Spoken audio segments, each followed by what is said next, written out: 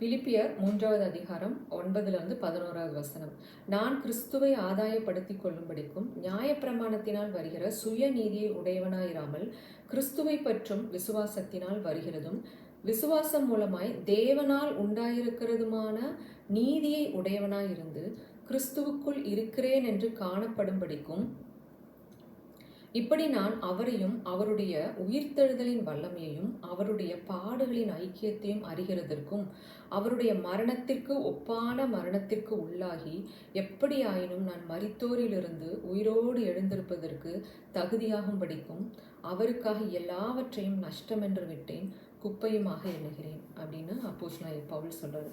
எவ்வளவு ஆழமான அழகான வார்த்தைகள் இது! ஆண்டவர் மேலே எவ்வளோ ஒரு பிரியத்தை அப்போஸ்தலனாகிய பவுல் வச்சிருக்கிறாரு அப்படின்றத இந்த வசனங்கள் நமக்கு உணர்த்துகின்றன.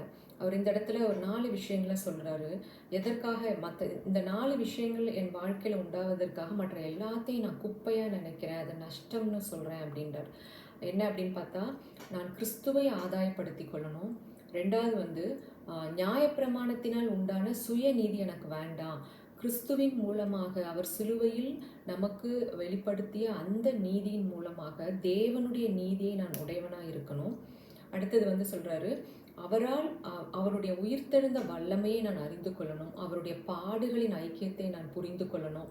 அதனால நான் அவருடைய மரணத்திற்கு ஒப்பான மரணத்திற்கு உள்ளாகி எப்படியாவது நான் மரித்தோரிலிருந்து உயிரோடு எழுந்திருக்கணும். ஸோ இதையெல்லாம் நான் பெற்றுக்கொள்ளும்படி மற்ற எல்லாத்தையும் நான் நஷ்டமாக நினைக்கிறேன், குப்பையாக கருதுறேன் அப்படின்ற. ஸோ எவ்வளோ அழகான வார்த்தைகள்! அப்போ இந்த இடத்துல பார்க்குறப்ப ஃபஸ்ட்டு இந்த உலகத்தில் வேறு எதையும் எனக்கு ஆதாயப்படுத்த விருப்பம் இல்லை, நான் கிறிஸ்துவை ஆதாயப்படுத்தி கொள்ளணும், அது ஆசைப்படுறாரு. 2வது சுயநீதி எனக்கு வேண்டாம். என்னுடைய காரியங்களினால் என்னுடைய கிரியைகளினால் உண்டான நீதியை உடையவனாக இராமல் பாவியாக இருந்த எனக்காக பாவத்தை பாராத பரிசுத்தராக இயேசு கிறிஸ்து அந்த சிலுவையில் மரித்து உயிரோடு எழுந்ததினால் அவருடைய இரத்தத்தினால் நான் நீதிமானமாக்கப்பட்டேன். நான் ஒரு நாளும் என்னைத்தானே சுத்திகரித்து கொள்ள முடியாது அப்படின்ற அந்த ஒரு ஆழமான ஒரு விசுவாசம் அவருக்குள்ள இருக்கிறத நம்ம பார்க்க முடியும். ஸோ சுய நீதி அழுக்கான கந்தை. அப்போ இன்றைக்கும் கூட நம்மளுடைய வாழ்க்கையில் என்னுடைய பரிசுத்தத்தினாலும் என்னுடைய ஊழியத்தினாலும் என்னுடைய உபவாசத்தினால என்னுடைய ஜெபத்தினால நான் தேவனுக்கு பிரியமாக இருக்கிறேன் என்ற அந்த ஒரு உணர்வு இல்லாமல் சிலுவையில் ஒன்றுமே இல்லாத எனக்காக, பாவியாக அக்கிரமக்காரையாக இருந்த எனக்காக சிலுவையில் அவர் மரித்து உயிரோடு எழுந்து அவருடைய சொந்த இரத்தத்தை சிந்தியதனால நான் நீதிமானமாக்கப்பட்டேன் என்று எப்பொழுதும் கிறிஸ்துவினால் உண்டான நீதியை நான் உடையவனாக இருக்கணும். அடுத்த விஷயம் அவருடைய உயிர்த்தெழுந்தலின் வல்லமையை நான் அறிந்து கொள்ளணும். ஸோ அதோட கூட பாடுகளின் ஐக்கியம். அப்போ ரெண்டுமே இது இன்டர் ரிலேட்டட். எந்த அளவுக்கு நாம் சிலுவையில் அவர் அடிக்கப்பட்ட ஆட்டுக்குட்டியாய் அவர் பட்ட பாடுகளையும் வேதனைகளையும் துன்பங்களையும் வலிகளையும் நான் ஆராய்ந்து பார்க்கும் பொழுது நிச்சயமாக அந்த உயிர்த்தெழுந்த வல்லமையை நான் அறிந்து கொள்ள முடியும். அதனால தான் அவர் சொல்கிறார் பாருங்களேன், உயிர்த்தெழுந்த வல்லமையும் பாடுகளின் ஐக்கியத்தையும் நான் அறிகிறதற்கு.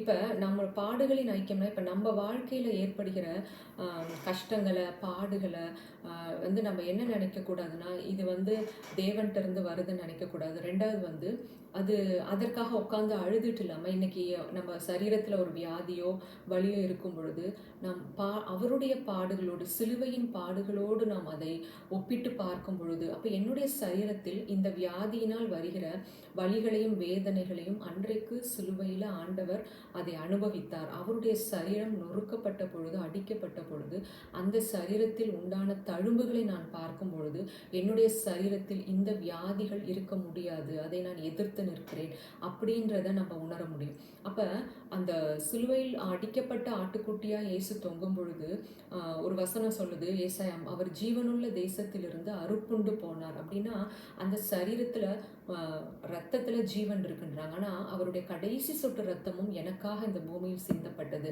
அப்போ அந்த சரீரத்தில் கொஞ்சமும் ஜீவன் இல்லை. எதற்காக இப்படிப்பட்ட ஒரு கிரயம்? அப்போ என்னுடைய சரீரத்தின் ஒவ்வொரு அவயங்களிலும், என்னுடைய சரீரத்தின் ஒவ்வொரு செல்ஸுக்குள்ளேயும் ஆண்டவருடைய ஜீவன் ஊடுருவதற்காக அவர் மரணத்திற்கு தன்னை ஒப்பு கொடுத்தார். அவர் மரணத்தூளிலே போடப்பட்டார். அவருடைய சரீரத்தின் ஒவ்வொரு அவயங்களும் மரணத்தின் வழிகள் ஊடுருவ ஒப்பு கொடுத்தார். ஸோ அந்த பாடுகளை நான் உற்று பார்க்கும் பொழுது அவருடைய அந்த உயிர்த்தெழுந்த வல்லமை எனக்குள் ஜீவனாய் வடிந்து செல்கிறது என்பதை நான் அறியும் பொழுது நிச்சயமாக இந்த வியாதிகளிலிருந்து நான் விடுதலை பெற முடியும். அப்போ இவர் சொல்றார், அவருடைய மரணத்திற்கு ஒப்பான மரணத்திற்கு உள்ளாகி கிறிஸ்துவின் மரணத்தை நான் உற்று பார்க்க பார்க்க எனக்குள் நான் என்ற அந்த சுயம் மரித்து போகிறது. அவருடைய மரணத்தை பார்க்கும் பொழுது ஆஹா, எப்படிப்பட்ட ஒரு அன்பு! நான் பாவியாக இருக்கும் பொழுது எனக்காக இறங்கி வந்து சிலுவையில் இப்படிப்பட்ட வலிகளையும் வேதனைகளையும் பாடுகளையும் அனுபவித்தார் என்றால், அந்த மரணத்தை நான் நோக்கி பார்க்க பார்க்க எனக்குள் இருக்க அந்த சுயம் மரித்து போகிறது. ஸோ அந்த மரணத்தை எந்த அளவுக்கு நான் நோக்கி பார்க்கிறோனோ, உற்று பார்க்கிறோனோ, எதுவும் என்னால் அல்ல. அப்பா சிலுவைக்கு வந்து அவர் மாம்சத்தில் வெளிப்பட்டு தன்னுடைய மரணத்தினாலே மரணத்தின் அதிகாரியான பிசாசை அழித்தார். மரணத்தை பரிகரித்து ஜீவனையும் அழியாமையும் எனக்கு கொடுத்திருக்கிறார். அப்படின்றத நான் உற்று பார்க்க பார்க்க அங்கு வெளிப்பட்ட அந்த கிருபையை, அன்பை, வல்லமையை நான் உணரும் பொழுது கிறிஸ்துவின் உயிர்த்தெழுந்த வல்லமையை என் வாழ்க்கையில் நான் அனுபவிக்க முடியும். அப்பொழுது அவரால் தான் நான் பரிசுத்தமாக்கப்பட்டிருக்கிறேன், அவரால் தான் நான் சுகமானேன், அவர் சிலுவையில் கொடுத்த கிரயத்தினால தான் நான் ஐஸ்வர்யமானேன், அவரால் தான் எல்லாமே அப்படின்ற அந்த ஒரு உணர்வு வரும்பொழுது நமக்குள் அந்த சுய நீதி செத்து போய் தேவனுடைய நீதியில் நாம் ஸ்திரப்பட முடியும். அப்போ இவர் வந்து அப்போஸ்தலன் பவுல் சொல்லிட்டு பாருங்க, ஸோ இதெல்லாம் நான் அறிந்து கொள்ளணும். அப்போ இதெல்லாம் அறிந்து கொண்டு நான் எப்படியாவது அந்த உயிர்த்தெழுந்த மரித்தோரிலிருந்து உயிர்த்தெழும்படிக்காக மற்ற எல்லாத்தையும் நான் நஷ்டமாகவும் குப்பையாகவும் என்றேன் அப்படின்றார். அப்போ நம்ம வாழ்க்கையில் இந்த விஷயங்கள் எவ்வளோ முக்கியமானது. தேவனுடைய நீதியில் நாம் ஸ்திரப்படணும், அவரை நான் ஆதாயப்படுத்தி கொள்ளணும்.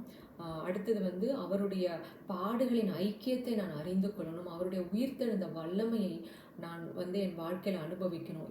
இதற்காக நான் மற்ற எல்லாத்தையும் நான் குப்பையாக நினைக்கிறேன் அப்படின்றேன். ஸோ எப்படிப்பட்ட ஒரு வெளியேற பெற்ற அன்பை, ஒரு மகிமையான ஒரு வல்லமையை ஆண்டவர் நமக்கு கொடுத்திருக்கிறார் என்பதை அவர் ஆழமாய் உணர்ந்ததுனால தான் அப்போஸ்தலனாகிய பவுல் சொல்றார், கிறிஸ்துவின் அன்பு எங்களை நெருக்கி ஏவுகிறது.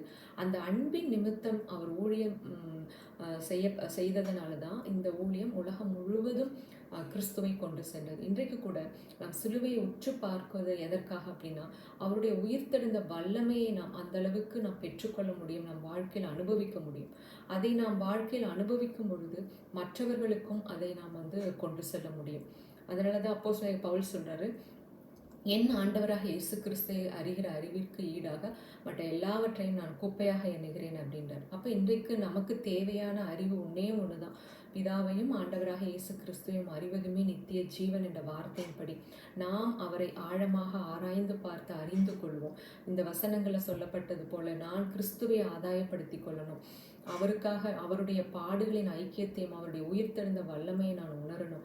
நான் என்னுடைய வாழ்க்கையில் அந்த உயிர்ப்பின் வல்லமையை நான் காணும்படியாக அவரை அறிந்து கொள்வதற்கு ஈடாக மற்ற எல்லாவற்றையும் நான் குப்பையாகவும் நஷ்டமாகவும் எண்ணினேன் என்ற அந்த ஒரு ஆழமான ஒரு உணர்வுக்கு நாம் கடந்து செல்லும் பொழுது நாம் தேவனுடைய நீதியில் நாம் ஸ்திரப்படுகிறோம். அந்த நீதியில் நாம் ஸ்திரப்படும் பொழுது நீதிமான்கள் சிங்கத்தை போல தைரியமாக இருப்பாங்க. ஸோ அப்போ இந்த உலகத்தில் நம்ம எதற்கும் நம்ம பயப்பட மாட்டோம்.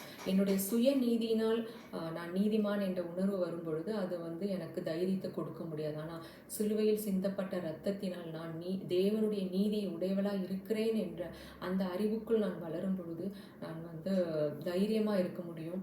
திகிலுக்கு நான் தூரமாவேன், பயம் என்னை அணுகாது.